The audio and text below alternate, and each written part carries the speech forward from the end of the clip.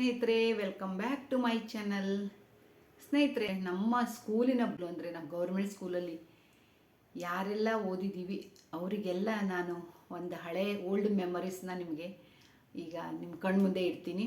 ನಾವು ಮಾಡಿದ್ದು ನಿಮಗೂ ನೆನಪಿರ್ಬೋದು. ನೀವು ಅಕಸ್ಮಾತ್ ನೀವೇನಾದರೂ 90s ಕಿಡ್ ಇದ್ದರೆ, ಆ ಟೈಮ್ನಲ್ಲಿ ಗೌರ್ಮೆಂಟ್ ಸ್ಕೂಲಿಗೆ ಹೋಗ್ತಿದ್ರಿ ಅಂದರೆ ಕೆಲವೊಂದಷ್ಟು ಅಲ್ಲಿಯ ನೆನಪುಗಳನ್ನು ನಾನು ನಿಮ್ಗೆ ಹೇಳ್ತೀನಿ. ಬಹಳಷ್ಟು ಚೆನ್ನಾಗಿ ಅನಿಸ್ತಿತ್ತು. ಗೌರ್ಮೆಂಟ್ ಸ್ಕೂಲು ಅಂತಲ್ಲ, ನಾವು ಆ ಟೈಮ್ನಲ್ಲಿ ಮನೆಯಲ್ಲೂ ಸಹ ಹೆಂಗಿರ್ತಿತ್ತು ನಮ್ಮ ಒಂದು ಮಕ್ಕಳ ಜೀವನ, ಚೈಲ್ಡ್ಹುಡ್ ಮೆಮರೀಸ್ನ ಅಂತ ನಾನು ಹೇಳ್ತೀನಿ. ನಾವು ಸ್ಕೂಲಿಗೆ ಹೋದಾಗ ಫಸ್ಟ್ ನಮ್ಮದು ಒಂಥರ ಅಷ್ಟು ಆತ್ಮೀಯವಾಗಿ ಇರ್ತಿತ್ತು ಅಲ್ವಾ ಸ್ಕೂಲು ಅಂತ. ಒಂದು ರೀತಿ ನಮಗೆ ಇದಿರ್ತಿರಲಿಲ್ಲ. ಬೆಳಗ್ಗೆ ಹೋಗ್ತಿದ್ವಿ, ಬೆಳಗ್ಗೆ ಹೋಗಿ ಮತ್ತು ನನ್ನ ಸ್ಕೂಲ್ ಟೈಮಲ್ಲಿ ಹೀಗೆ ಇರ್ತಿತ್ತು. ಎಲ್ಲರ ಬೇರೆ ಬೇರೆಯವ್ರದ್ದು ಯಾವ ಥರ ಇತ್ತು ನನಗೆ ಗೊತ್ತಿಲ್ಲ. ನಮ್ಮ ಟೈಮ್ನಲ್ಲಿ ಹೇಗಿತ್ತು, ನಾನು ನಮ್ಮ ಊರಿಂದ ಯಾವ ಥರ ಹೋಗ್ತಿದ್ವಿ ಗೊತ್ತಾ, ನಮ್ಮ ಮನೇಲಿ ಎಲ್ಲರೂ ಸೇರಿ, ನಮ್ಮ ಊರವರೆಲ್ಲ ಸೇರಿ ಬೆಳಗ್ಗೆ 8-8:30 ಹೋದರೆ ಮತ್ತೆ 11:00 ಸ್ಕೂಲ್ ಬಿಡ್ತಿತ್ತು. 11:00 ಸ್ಕೂಲು ಬಿಟ್ಟು ಮತ್ತೆ ಮಧ್ಯಾಹ್ನ ಊಟ ಮಾಡಿಕೊಂಡು ಮತ್ತು ಮಧ್ಯಾಹ್ನ 2 ಗಂಟೆಗೆ ಊಟ ಮುಗಿಸ್ಕೊಂಡು ಸ್ಕೂಲಿಗೆ ಹೋದರೆ 5 ಗಂಟೆಗೆ ರಿಟರ್ನ್ ಬರ್ತಿದ್ವಿ. ಅಂದರೆ ಸ್ಕೂಲ್ ಬಿಡ್ತಿತ್ತು 5 ಗಂಟೆಯಿಂದ. ಅಂದರೆ ಅಲ್ಲಿ 4 ಗಂಟೆಯಿಂದ ಇಷ್ಟು ಚೆನ್ನಾಗಿರ್ತಿತ್ತು. ಆವಾಗಿನ ನಮ್ಮದು ಸ್ಕೂಲೆಲ್ಲ 2 ಕಿಲೋಮೀಟ್ರು 3 ಕಿಲೋಮೀಟ್ರ್ ಈ ಥರ ಸ್ಕೂಲಿಗೆ ಹೋಗಬೇಕಾಗ್ತಿತ್ತು ಆವಾಗ ಗೊತ್ತಾ. 4 ಗಂಟೆಯಿಂದ 5 ಗಂಟೆ ತನಕ 1 ಪೀರಿಯಡ್ಡು 2 ಪೀರಿಯಡ್ಡು ಏನೋ ಬರೀ ಏನಾಗ್ತಿತ್ತು, ಲಾಸ್ಟ್ 1 ಪೀರಿಯಡ್ಡು ಫುಲ್ಲು ಮಕ್ಕಳಿಗೆ ಬಾಯಿಪಾಠ ಹೇಳ್ಕೊಡೋದು. ಯಾರಿಗೆ ನೆನಪಿದೆ ಹೇಳಿ ಬಾಯಿಪಾಠ? ಎಷ್ಟು ಚೆನ್ನಾಗಿ ಬಾಯಿಪಾಠ. ಪ್ರತಿಯೊಂದು ಮಕ್ಕಳನ್ನು ಪ್ರತಿಯೊಂದು ಫುಲ್ಲು ಎಲ್ಲ ಮಕ್ಕಳನ್ನು ಸಾಲಾಗಿ ಹೊರಾಂಗಣದಲ್ಲಿ ಕುಂಡ್ರಿಸ್ಕೊಂಡು ಅವರಿಗೆ ಬಾಯಿಪಾಠ ಹೇಳಿಸೋದು. ಏನು ಚೆನ್ನಾಗಿರ್ತಿತ್ತು. ಎಲ್ಲ ಮಕ್ಕಳು ಸೇರಿ ಫಸ್ಟ್ ಐ ಈ ಒಬ್ಬರು ಹೇಳ್ಕೊಟ್ರೆ ಒಬ್ಬರು ಕ ಕ ಗ ಗಂಗ ಹೇಳ್ಕೊಡೋದು, ಆಮೇಲೆ ಕ ಕ ಕಿ ಕಿ ಹಾಗೆ ಜ್ಞವರೆಗೂ. ನನಗಂತೂ ಪ್ರತಿಯೊಂದು ಇನ್ನೂ ಅದಕ್ಕೆ ಅದು ಏನೋ ಗೊತ್ತಿಲ್ಲ. ಆವಾಗ ಕಲ್ತಿದ್ದು ಮೆಮೊರಿ ಇಷ್ಟು ನೆನಪು. ಅವಾಗಿನ ಕಲ್ತಿದ್ದು ಒಂದು ಎಜುಕೇಷನ್ ಸಿಸ್ಟಮ್ ಇರೋದ್ರಿಂದನೂ ಗೊತ್ತಿಲ್ಲ, ಅಷ್ಟು ನೆನಪಿದೆ ನನಗೆ ಪ್ರತಿಯೊಂದು. ಇನ್ನೂ ತನಕ ನನಗೆ ಯಾವುದು ಮಗ್ಗಿಯಾಗಲಿ ಯಾವುದೂ ಮರೆಯಲಿಲ್ಲ. ಯಾಕೆಂದರೆ ಅಷ್ಟು ಬಾಯಿಪಾಠ ಮಾಡಿಸ್ತಿದ್ರು. ಬಾಯಿಪಾಠ ಅಂತಲೇ ಹೆಸರಿತ್ತಲ್ವ. ಬಾಯಿಪಾಠ ಹೇಳೋದು ಅಂದರೆ ಅದು ಒಂದು ಖುಷಿನೂ ಇರ್ತಿತ್ತು, ಮಕ್ಕಳು ಎಂಜಾಯ್ ಮಾಡ್ತಿದ್ರು. ಅದೊಂದು ಪೀರಿಯಡ್ಡು ಯಾರಿಗೂ ಬೋರ್ ಆಗ್ತಾನೆ ಇರಲಿಲ್ಲ. ಪ್ರತಿಯೊಂದು ಸ್ಕೂಲಲ್ಲೂ ಆವಾಗ ಅದೇ ನಡೀತಿತ್ತು.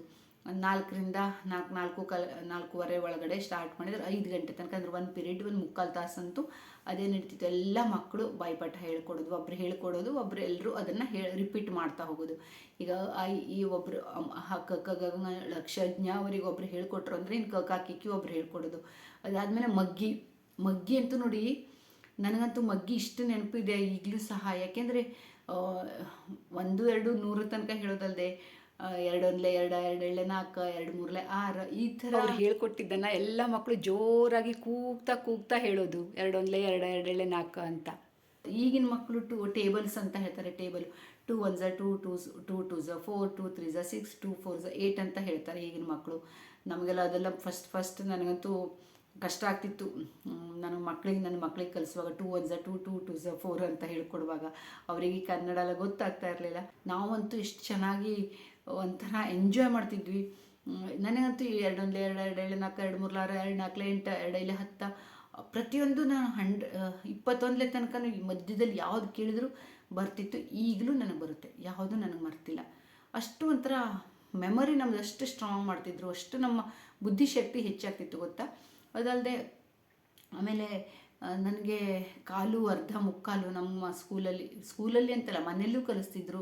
ಕಾಲು 1 ಕಾಲು 2 ಕಾಲು ಅರ್ಧ 3 ಕಾಲು ಮುಕ್ಕಾಲು ಈ ಥರ. ಅರ್ಧ ಮುಕ್ಕಾಲು 1 ಮುಕ್ಕಾಲು 2 ಮುಕ್ಕಾಲು 1/2 3 ಮುಕ್ಕಾಲು 2 ಕಾಲು ಈ ಥರ ಅದಂತೂ ತುಂಬಾ ಟಫ್ ಇರ್ತಿತ್ತು.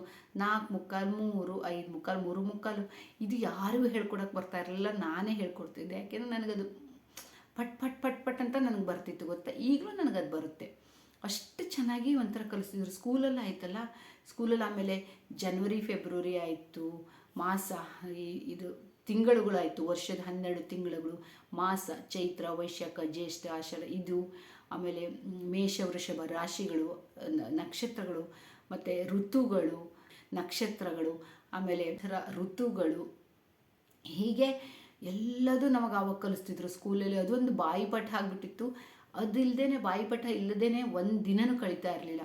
ಜೋರಾಗಿ ಎಲ್ಲರೂ ಕೂಕ್ಕೋ ಅಂತ ಹೇಳೋದು ಎಷ್ಟು ಚೆನ್ನಾಗಿ ಅನಿಸ್ತಿತ್ತು.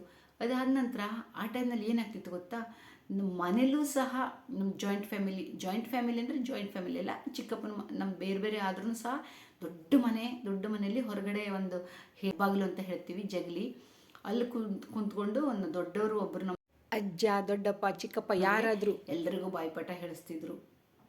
ಮನೆಯಲ್ಲೂ ಸಹ ತಿಂಗಳುಗಳು, ಮಾಸಗಳು, ರಾಶಿ, ನಕ್ಷತ್ರಗಳು ಇವುಗಳನ್ನೆಲ್ಲ ನಾವು ಹೇಳಲೇಬೇಕಾಗಿತ್ತು. ಒಂದಿನ ಮಿಸ್ ಮಾಡೋ ಹಾಗಿರಲಿಲ್ಲ. ಅದೊಂದು ನಮ್ಮದು ಡೈಲಿ ರುಟೀನ್ ಬಾಯಿಪಾಠ ಹೇಳೋದು. ಎಷ್ಟು ಒಂದು ಆವಾಗಿನ ಕಲ್ಚರ್ ಇತ್ತು. ಈಗಿನ ಮಕ್ಕಳಿಗೆ ಖಂಡಿತ ನೋಡಿ ಯಾರಿಗೂ ಬಾಯಿಪಾಠ ಗೊತ್ತಿಲ್ಲ. ಯಾರಿಗೂ ಈ ಥರ ಮಗ್ಗಿ ಹೇಳೋದು ಅಥವಾ ಈ ಥರ ಬಾಯಿಪಾಠ ಯಾರೂ ಹೇಳಲ್ಲ ಅನಿಸುತ್ತೆ. 80s 90s ಬಾರ್ನ್ ಮಕ್ಕಳು ಅಂದರೆ 80ಇಂದ 90 ಒಳಗಿನ ಮಕ್ಕಳು ತುಂಬಾ ನಾವು ಎಂಜಾಯ್ ಮಾಡಿದ್ದೀವಿ. ಭಾಳಷ್ಟು ಅಂದರೆ ಆ ಟೈಮ್ನಲ್ಲಿ ಸ್ಕೂಲಿಂದ ಲೈಫ್ ಅಲ್ಲದೆ ಮನೆಯಲ್ಲೂ ಸಹ ಎಂಜಾಯ್ ಮಾಡ್ತಿದ್ವಿ. ಆಟಗಳಂತೂ ಎಷ್ಟೊಂದು ಆಡ್ತಿದ್ವಿ. ಈಗಿನ ಮಕ್ಕಳು ಆ ಥರ ಎಲ್ಲ ಸ್ವಲ್ಪ ಮಿಸ್ ಮಾಡ್ಕೋತಾ ಇದ್ದಾರೆ. ಈಗಿಂದು ಬೇರೆ ಥರ ಇರುತ್ತೆ, ಬಟ್ ಆವಾಗಿನಷ್ಟು ಎಂಜಾಯ್ಮೆಂಟ್ ಈಗಿನ ಮಕ್ಕಳಿಗೂ ಇಲ್ಲ. ಈಗಿನ ಬುಕ್ಸ್ ಹೊರೆನೇ ಒಂದು ದೊಡ್ಡ ಬ್ಯಾಗ್ಗಳು ಹೊರೆನೇ ಆಗಿದೆ. ತುಂಬ ಬುಕ್ಸಿಂದ ಹೊರೆ ಅವ್ರಿಗೆ ಹೊತ್ಕೊಳ್ಳೋಕ್ಕೆ ಆಗಲ್ಲ, ಬೆನ್ನಲ್ಲಿ ಅಷ್ಟೊಂದು ಭಾರ ಹೊತ್ಕೊಂಡು ಹೋಗ್ತಾರೆ. ನಮ್ಮ ಟೈಮಲ್ಲಿ ಆಟ ಪಾಠ ಎರಡೂ ಚೆನ್ನಾಗಿರ್ತಿತ್ತು ಅನಿಸುತ್ತೆ ಅಲ್ವಾ? ನಿಮಗೂ ಏನು ಅನಿಸುತ್ತೆ? ಈ ಥರ ನಿಮಗೂ ಅನಿಸುತ್ತಾ? ಈಗಿನ ಮಕ್ಕಳಿಗೂ ನಮಗೂ ಎಲ್ಲ ನೋಡಿದರೆ ಈಗಿನ ಆಬ್ವಿಯಸ್ಲಿ 25-30 ವರ್ಷದ ಹಿಂದಿಂದಕ್ಕೂ ಈಗಿನ ಕಾಲಕ್ಕೂ ತುಂಬಾ ವ್ಯತ್ಯಾಸ ಇದೆ. ತುಂಬ ಕಾಲ ಬದಲಾಗಿದೆ ನಿಜ, ಆದರೆ ಆ ಟೈಮೇ ಬೇರೆ ಇತ್ತು. ತುಂಬ ಒಂಥರ ಎಂಜಾಯ್ಮೆಂಟ್ ಪೀರಿಯಡ್ ಆಗಿತ್ತು. ಎಲ್ಲ ಮಕ್ಕಳು ಆಟ ಆಡ್ತಿದ್ರು, ಭೇದ ಭಾವ ಇರಲಿಲ್ಲ. ಈಗಿನ ದಿನಗಳಲ್ಲಿ ಕಾಂಪಿಟೇಷನ್ ಜಾಸ್ತಿ, ಮತ್ತು ಈಗಿನ ದಿನಗಳಲ್ಲಿ ಬುಕ್ಸ್ಗಳ ರಾಶಿ, ಬ್ಯಾಗ್ ಹೊತ್ಕೊಂಡು ಬೆನ್ನೇ ಅವರದ್ದು ಪಾಪ ನೋವಾಗಿರುತ್ತೆ. ಇಷ್ಟಿಷ್ಟು ದೊಡ್ಡ ಬ್ಯಾಗ್ ಹೊತ್ಕೊಂಡು ಹೋಗಿ. ನಮ್ದು ಟೈಮಲ್ಲಿ ಅಷ್ಟೊಂದೆಲ್ಲ ಇರಲಿಲ್ಲ. ಅದರಲ್ಲೂ ಗೌರ್ಮೆಂಟ್ ಸ್ಕೂಲ್ ಆಗಿತ್ತು ನಮ್ಮದು. ಎಜುಕೇಷನ್ ಸ್ಕೂಲಲ್ಲೇ ತುಂಬ ಚೆನ್ನಾಗಿ ಕಲಿಸ್ತಿದ್ರು. ಆ ಥರ ಟ್ಯೂಷನ್ ಏನು ಇಲ್ಲದೆ ಆರಾಮಾಗಿ ಎಂಜಾಯ್ ಮಾಡ್ಕೊಂಡು ಇರ್ತಿದ್ವಿ. ಸಿಕ್ಕಿರೋ ಟೈಮಲ್ಲಿ ಆಟ ಪಾಠ ಇದೇ ಇರ್ತಿತ್ತು ಅಲ್ವಾ? ಈ ಥರ ಯಾರ್ಯಾರ್ದು ಮೊದಲಿನ ಟೈಮಲ್ಲಿ ನೀವು ಯಾರ್ಯಾರು ಈ ಥರ ಮಾಡಿದ್ದೀರಾ? ನಿಮ್ಗೆ ಹೇಗೆ ಅನ್ನಿಸ್ತು ನನ್ನ ವಿಡಿಯೋ ನೋಡಿ ಅಂತ ಸ್ವಲ್ಪ ನಿಮಗೂ ಹಳೆ ನೆನಪು ಆಯಿತಾ? ಇಷ್ಟ ಆದರೆ ಒಂದು ಲೈಕ್ ಮಾಡಿ. ಫಸ್ಟ್ ಟೈಮ್ ಬಂದಿದ್ದಿದ್ರೆ ಸಬ್ಸ್ಕ್ರೈಬ್ ಮಾಡ್ಕೊಂಡು ನೋಡಿ ಅಂತ ಹೇಳ್ತಾ ಈ ವಿಡಿಯೋನ ಎಂಡ್ ಮಾಡ್ತೀನಿ. Thank you. ಮತ್ತೆ ಸಿಗೋಣ ಇನ್ನೊಂದು ವಿಡಿಯೋದಲ್ಲಿ. ಇನ್ನೊಂದು ಸ್ವಲ್ಪ ಇದೇ ಥರದ್ದು ಸ್ವಲ್ಪ ಇನ್ನೂ ಚೇಂಜ್ ಆಗಿರುವಂಥದ್ದು ಒಂದು ವಿಡಿಯೋ ತರ್ತೀನಿ. ತುಂಬ ಚೆನ್ನಾಗಿರುವಂಥ ಟಾಪಿಕ್ ತರ್ತೀನಿ. Thank you. ಮತ್ತೆ ಸಿಗೋಣ.